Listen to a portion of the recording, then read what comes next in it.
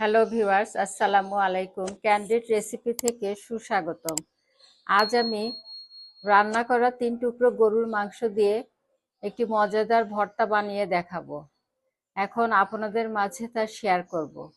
চলেন মূল রেসিপিতে চলে যাই।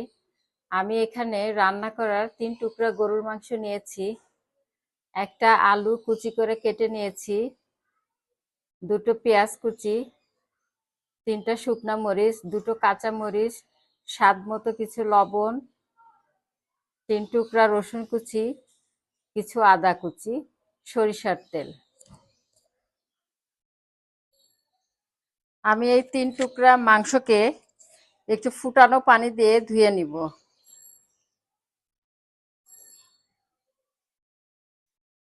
এখন হাত দিয়ে একটু ছোট ছোট টুকরা করে নিব। আপনারা এটা কাঁটা চামচ দিয়েও করে নিতে পারেন। আমি হাত দিয়েই করে নিচ্ছি।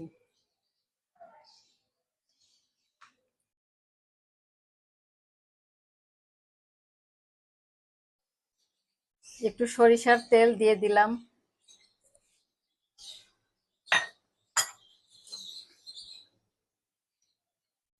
আমি প্রথমে মাংসগুলোকে একটু হালকা ভেজে নিব।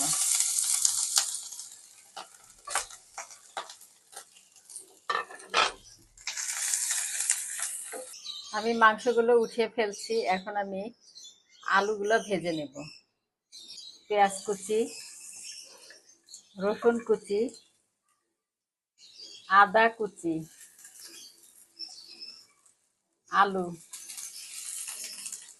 কাঁচামরিচ,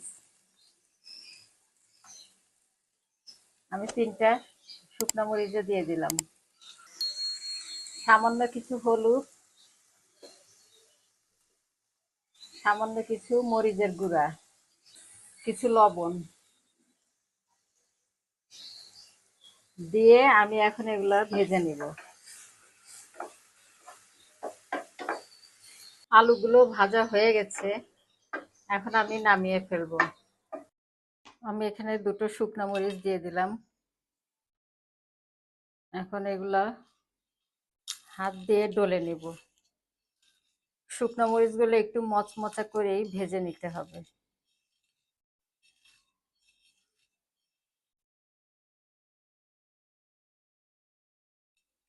আলু কুচি, পেঁয়াজ কুচি ভাজাগুলো দিয়ে দিলাম।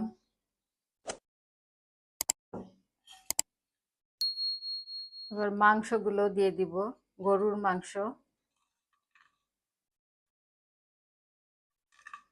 আমার এই রেসিপিটা যদি ভালো লাগে, আমার চ্যানেলটি অবশ্যই সাবস্ক্রাইব করে পরবর্তী ভিডিও দেখার অনুরোধ রইল। আমি এখন 1 চামচ ঘি দিয়ে দিব। তৈরি হয়ে গেল আমার 3 টুকরো রান্না করা গরুর মাংস দিয়ে মজাদার ভর্তা। আপনারা সবাই একবার ট্রাই করে দেখবেন কেমন হয়েছে।